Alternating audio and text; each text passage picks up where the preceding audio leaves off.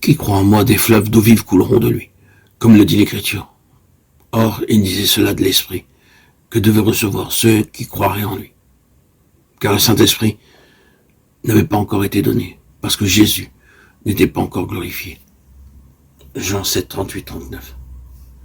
Notre Seigneur promet ici que ceux qui vont à lui pour boire non seulement n'auront plus soif, mais qu'ils deviendront eux-mêmes des sources d'eau vive, des fleuves de vie et de bénédiction.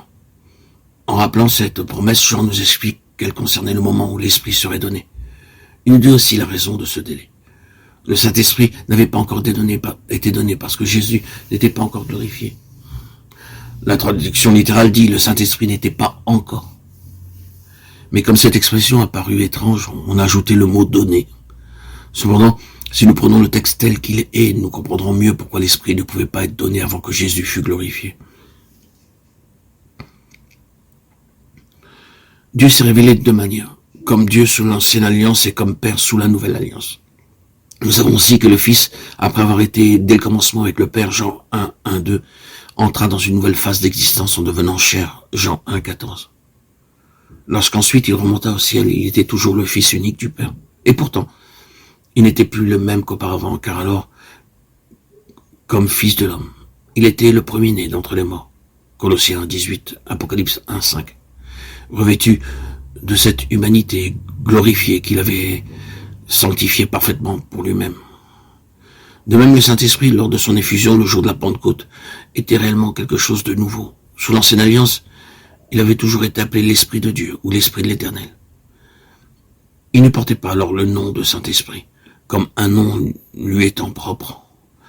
Dans les seuls passages, psaume 51, 13, Ésaïe 3, 10, 11, ou d'après quelques versions, le mot saint se trouve joint à celui d'esprit. Le texte hébreu dit l'esprit de sa sainteté. C'est donc comme l'Esprit de Dieu qu'il est mentionné, non comme troisième personne de la Trinité. Ce n'est que dans le Nouveau Testament que l'Esprit porte le nom de Saint-Esprit.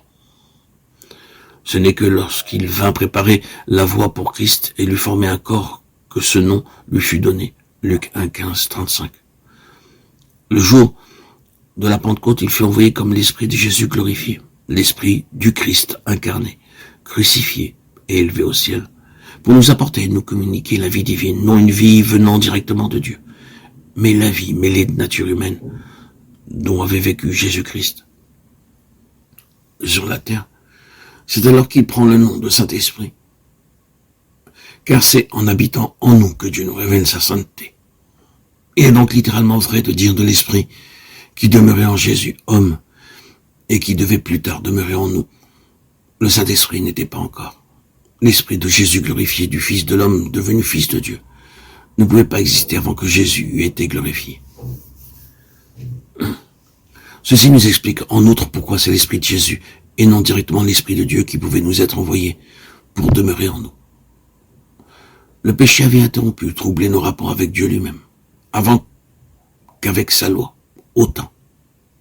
Et avec la faveur divine, nous avons perdu la vie divine. Christ est venu non seulement affranchir l'homme de la loi et de la malédiction de la loi, mais ramener la nature humaine à Dieu, rétablir sa communauté avec lui et nous faire participer de la nature divine. 2 Pierre 1, 4.